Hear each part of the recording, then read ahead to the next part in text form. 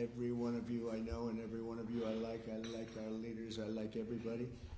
But I thought we'd have a discussion after the press leaves about what last night represented and what we should do about it, and also about the shutdown and how that relates to last night. I think if you read the pollsters, the shutdown was a big factor, negative for the Republicans, and that was a big factor. And they say that I wasn't on the ballot was the biggest factor, but I don't know about that, but I was honored that they said that. And I just want to thank everybody for being here, and a very special thanks to Vice President J.D. Vance, who's doing a terrific job. J.D., thank you.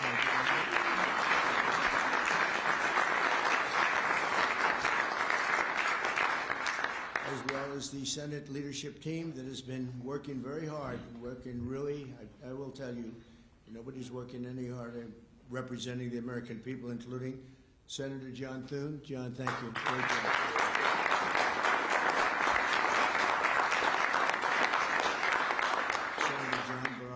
John, thank you very much. Senator Tom Cotton, wherever you may be. Tom, thank you.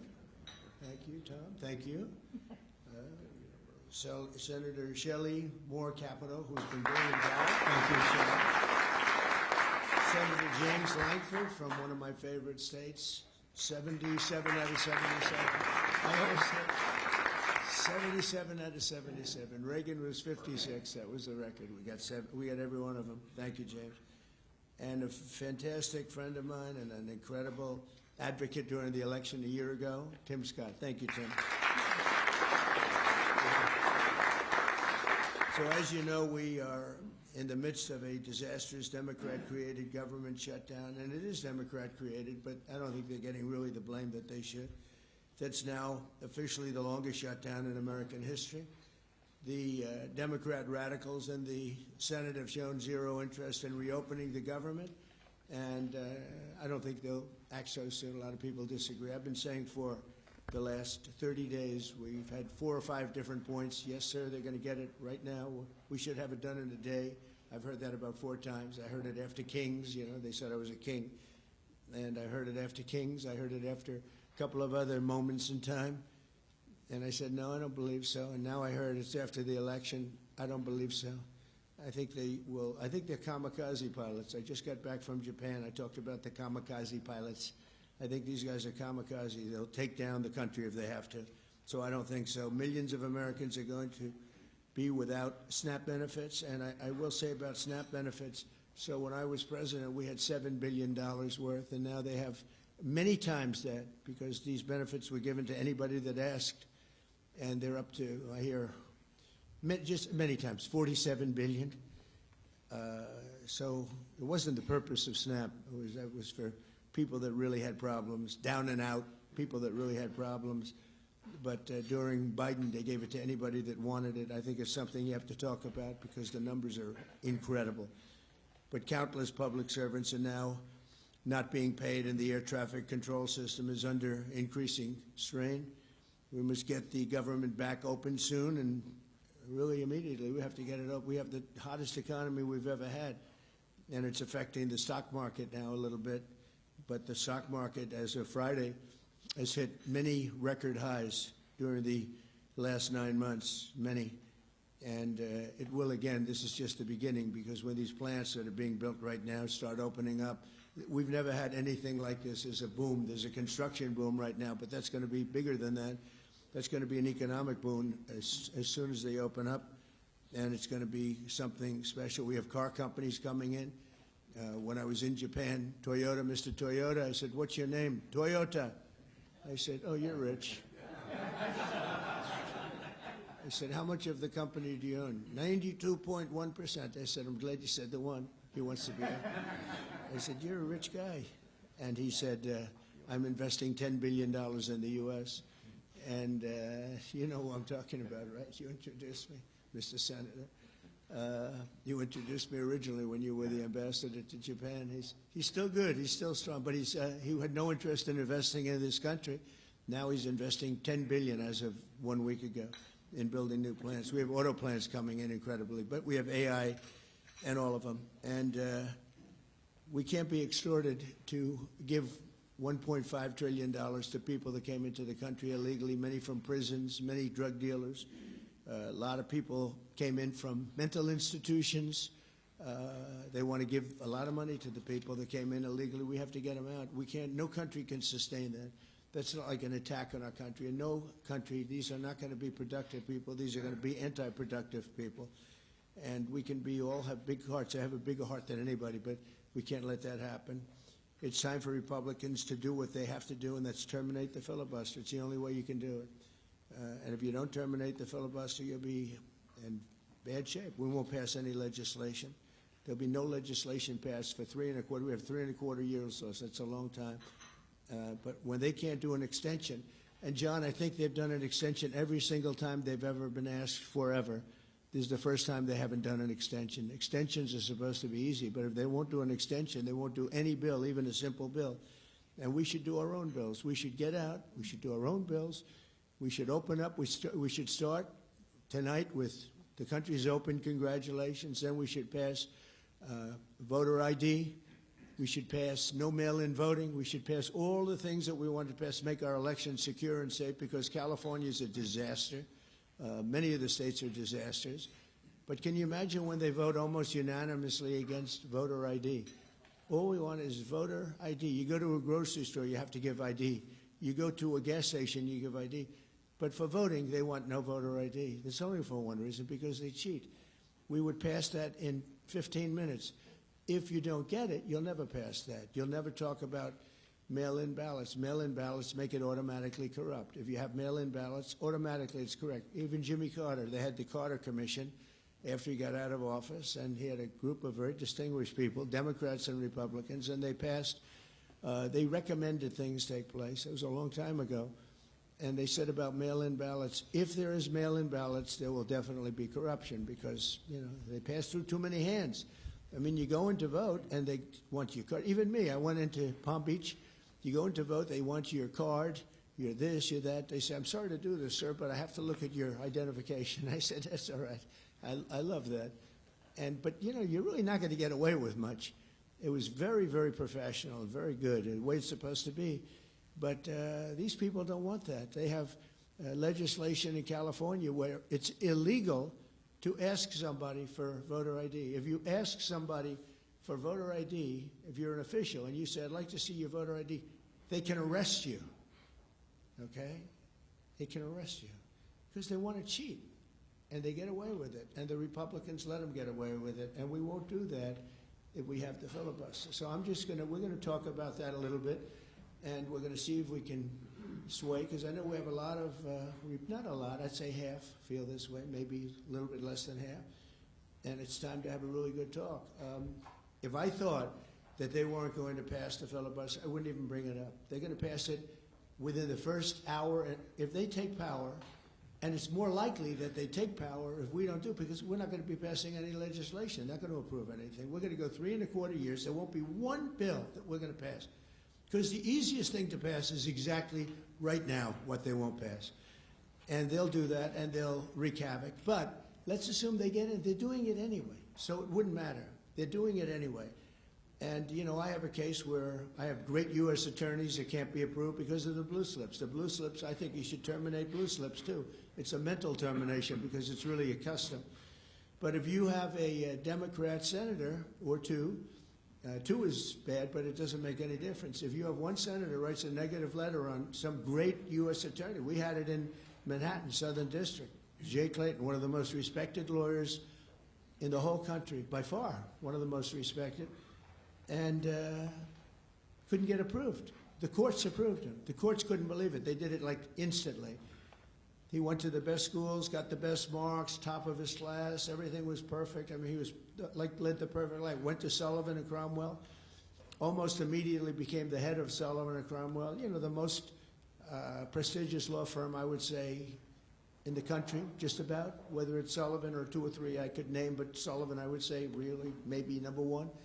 He was the head of Sullivan and Cromwell for like 20 years. He went to the SEC, was flawless. He did it for me. He was the SEC chairman. He was flawless.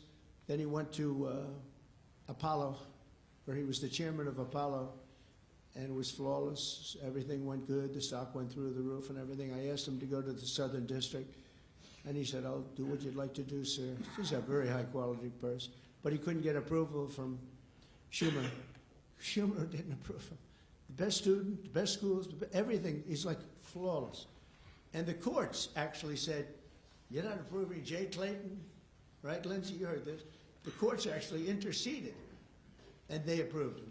But that's an unusual guy. We have other people that are really good, but people don't know how good. Top students, top colleges, and they're U.S. attorneys, and they won't be approved. They're not going to be approved. We have one in Los Angeles who's phenomenal. No, the senators, the Democrats are, again, they're kamikazes. The Democrats are not going to approve them. Blue slips are a disaster. So the only people I can get approved are Democrats. I was told that by the Democrats. We'll only approve Democrats. I said, really, is that right? Not going to work that way. Not going to work that way with me. But the blue slips are a total disaster. I have 10 people right now that are doing a phenomenal job, and they will be out of office pretty soon. They've got another 2-3 weeks, a couple of them, and then they're going to have to leave. And it's actually a blight on their record because, nobody knows why they left, but it looks like they served 8 weeks and then they had to leave. But they're not going to get the approval because the Democrat, radical left, lunatic senators are saying you can't, we're not going to approve you.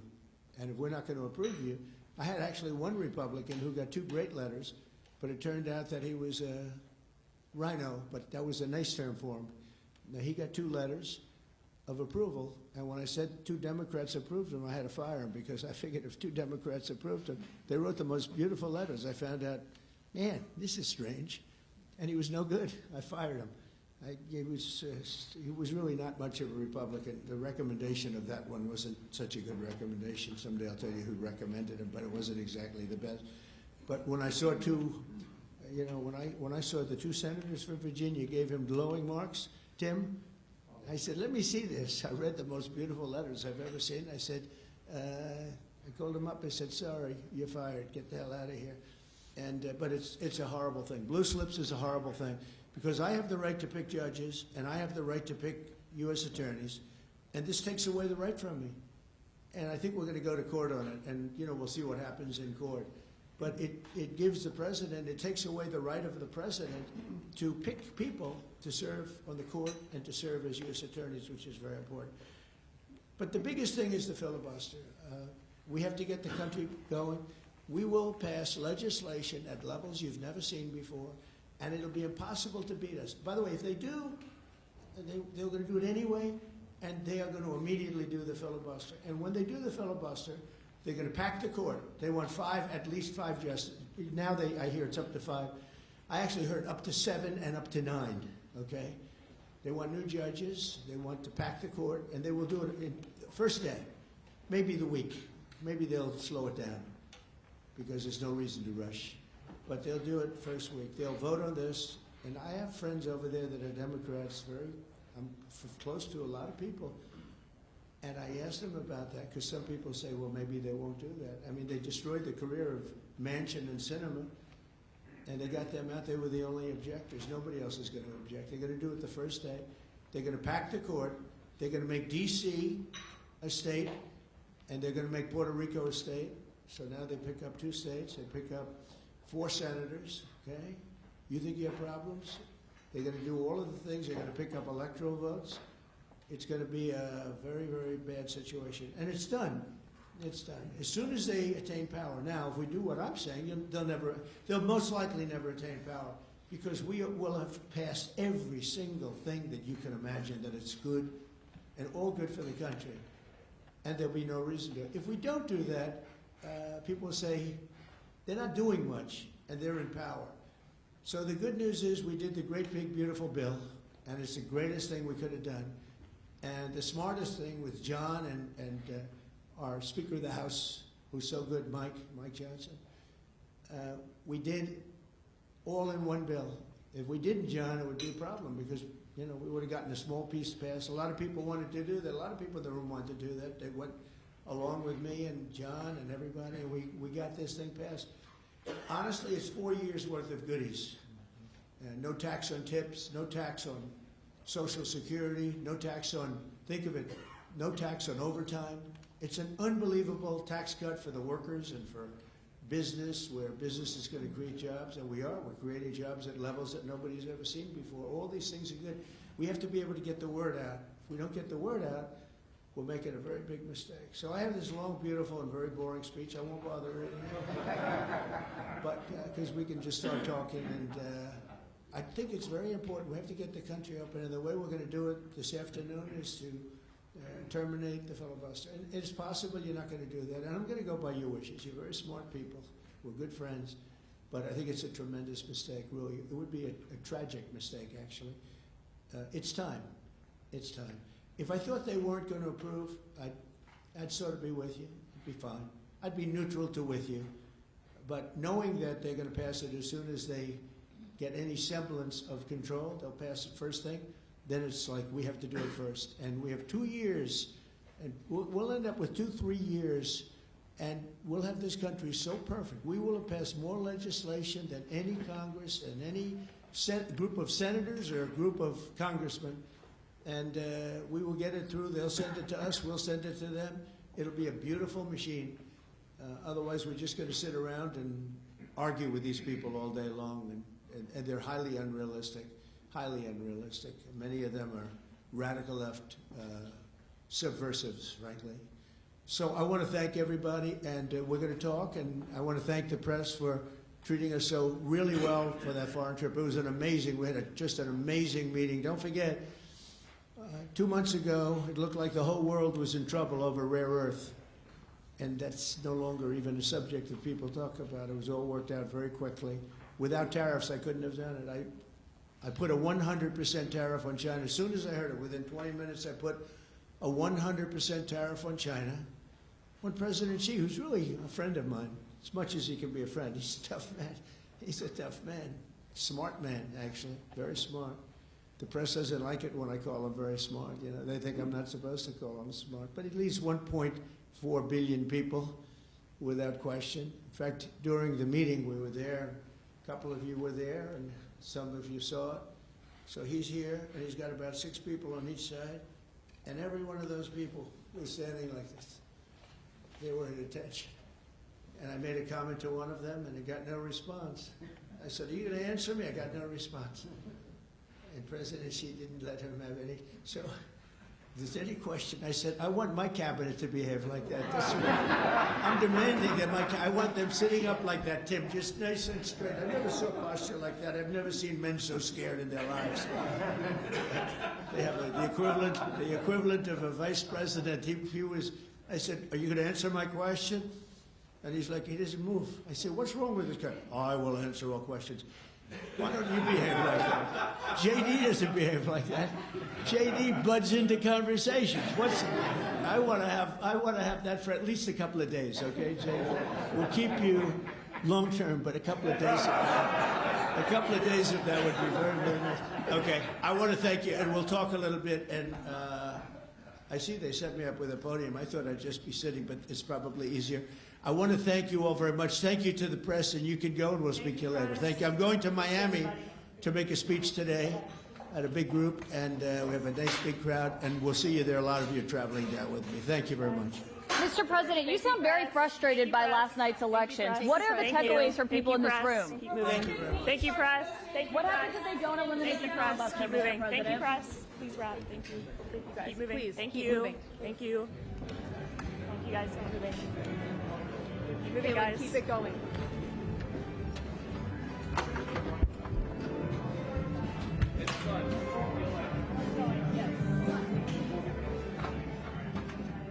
Ma'am, you have to go too. Yeah, I'm just waiting for my crew.